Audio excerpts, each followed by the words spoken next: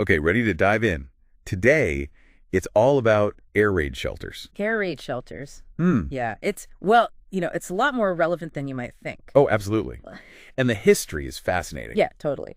So you gave me this really interesting collection of sources. I did. I tried to find a good mix. You really did. We've got excerpts from Wikipedia, Hmm. all about different types of shelters. And then there's that article, the one about South Korea. Oh, right.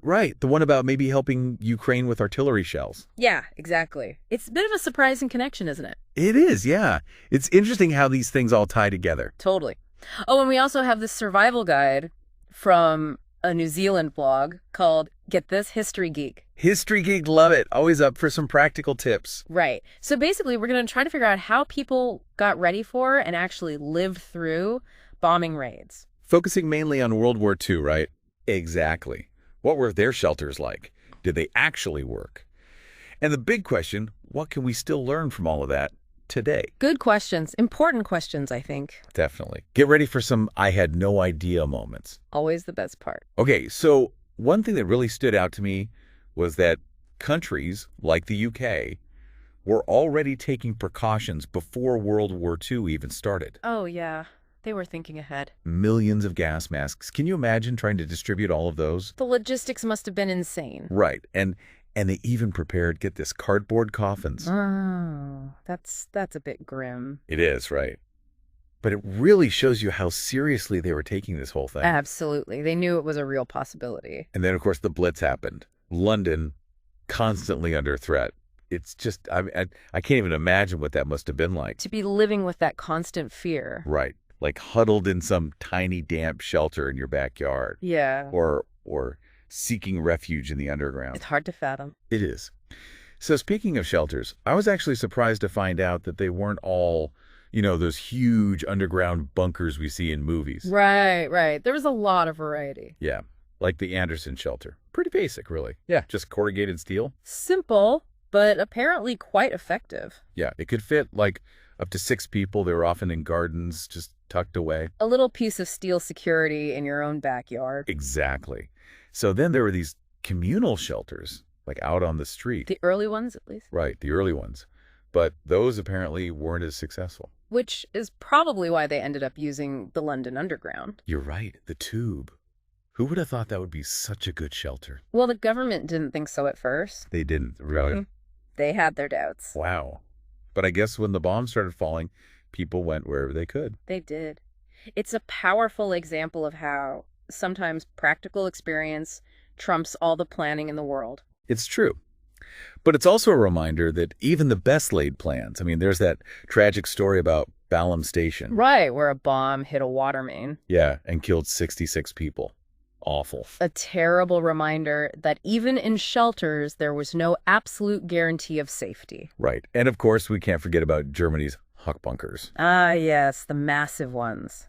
Built to be bomb-proof, they said. Were they, though? Really invincible? Invincible is a tough claim. But they were certainly formidable. They even tried to demolish one in Vienna after the war and couldn't do it. Really? Wow. Yeah, talk about sturdy construction. But even the toughest structures have their limits, I suppose. I guess so.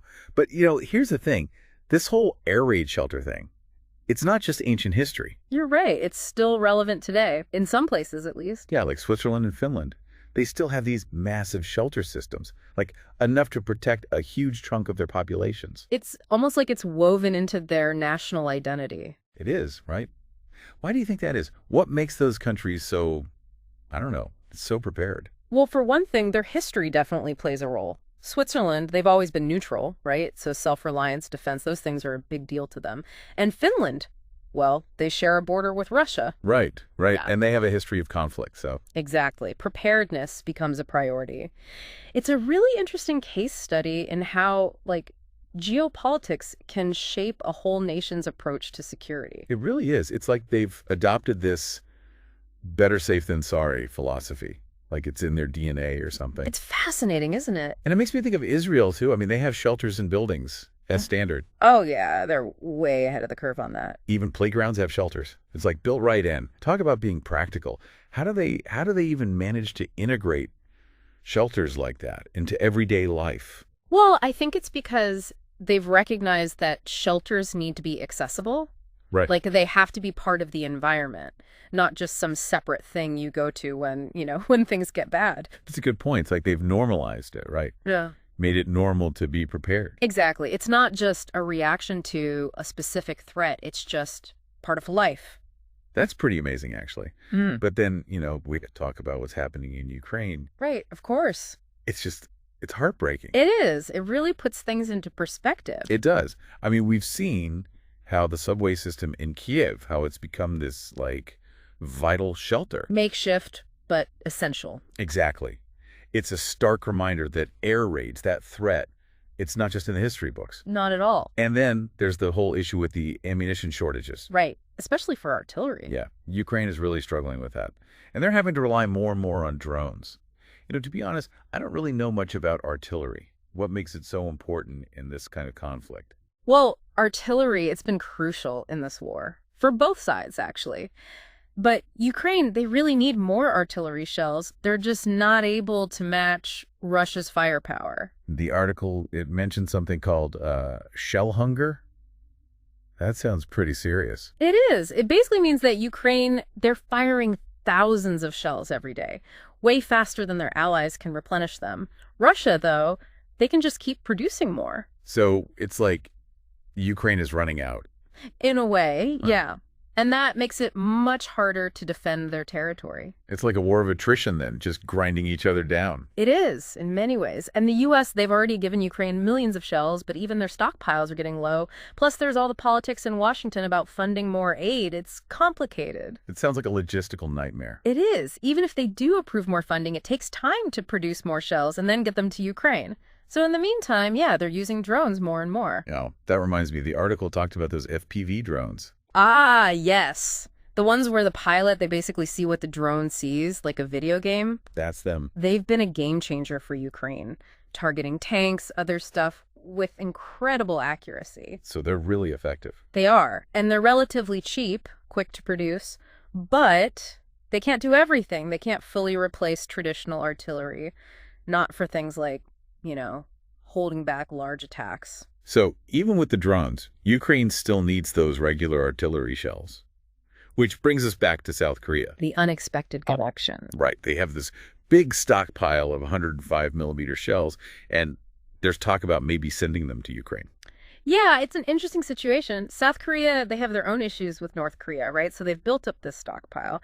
And those 105 millimeter shells, they're not as powerful as the bigger ones, but they could still be a big help to Ukraine. So it's better than nothing, basically. Way better. And they're lighter, easier to move around, which could be a real advantage for Ukraine. So it's not just about brute force. There's strategy involved, too. What about the bigger picture? Sending those shells, what would it mean politically?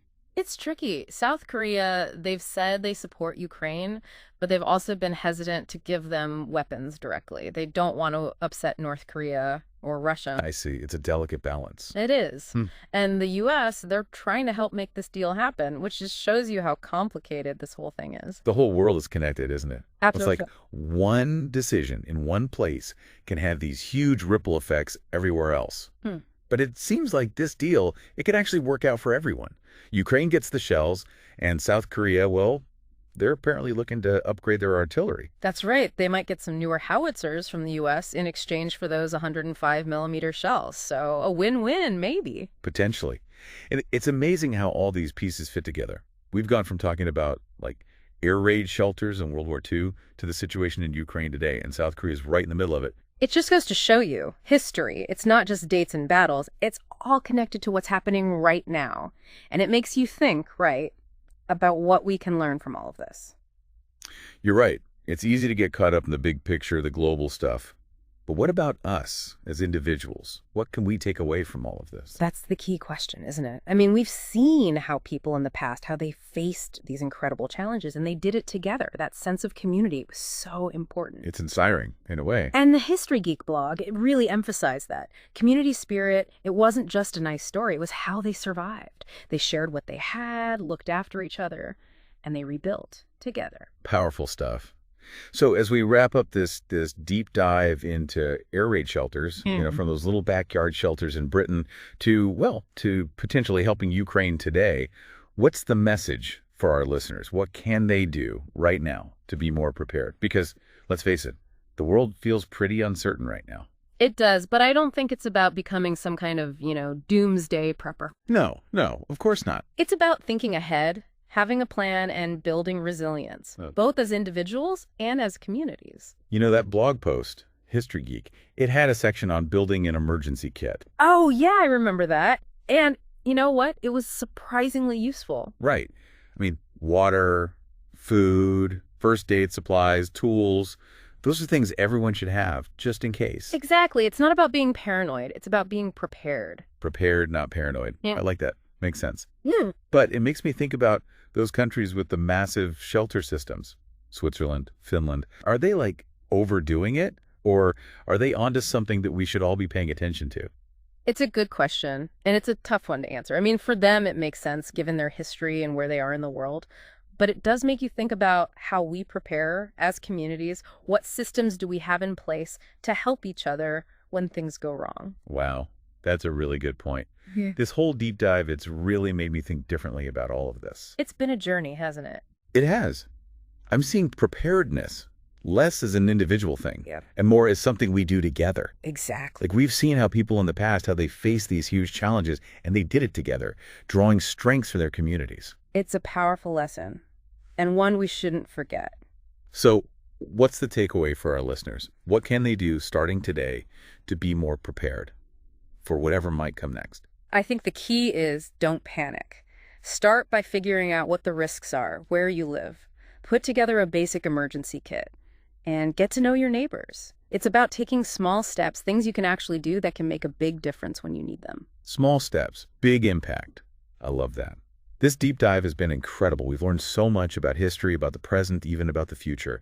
And it's all connected, isn't it? It's about ingenuity, about courage, and about the power of community. And in the end, isn't that what preparedness is really all about?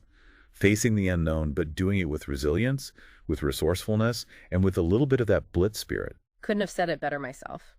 Let's all take what we've learned today and use it. Let's start those conversations, and let's commit to building a safer, more resilient future together.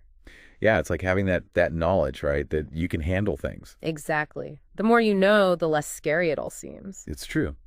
So that blog post, History Geek, it even had tips on, get this, making shelters out of furniture. Really? Like DIY shelters? Yeah. Using sturdy furniture, mattresses, books, that kind of thing. Huh.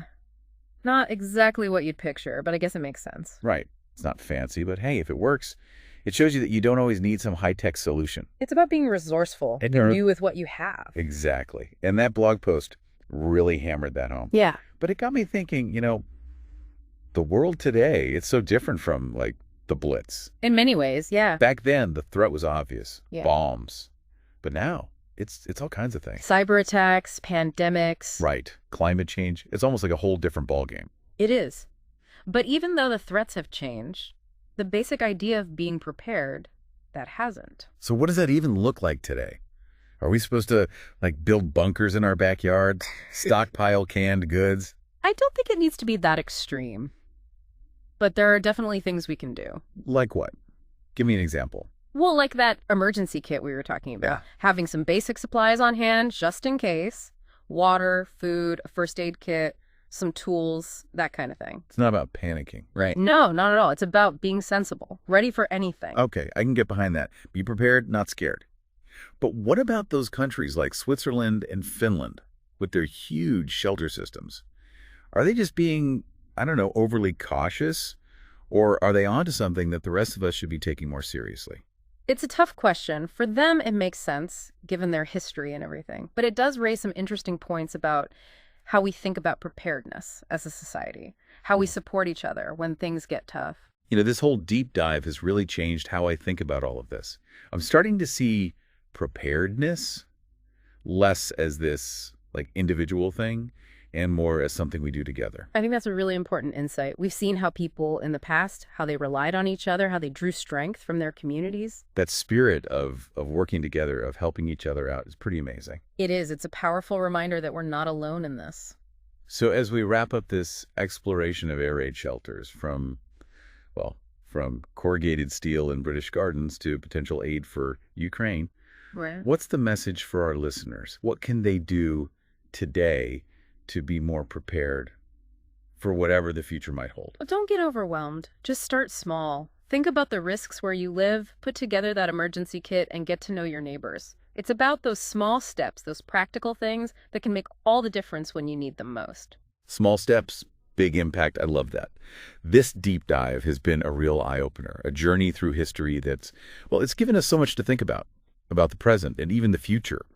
And it all comes back to this: ingenuity, courage, and the power of community. Yeah. That's what helps us get through the tough times. And that's what preparedness is all about. Facing the unknown, but doing it with resilience, resourcefulness, and maybe a little bit of that Blitz spirit. Well said. Let's all take what we've learned today and use it to build a safer, more resilient future for ourselves and for each other.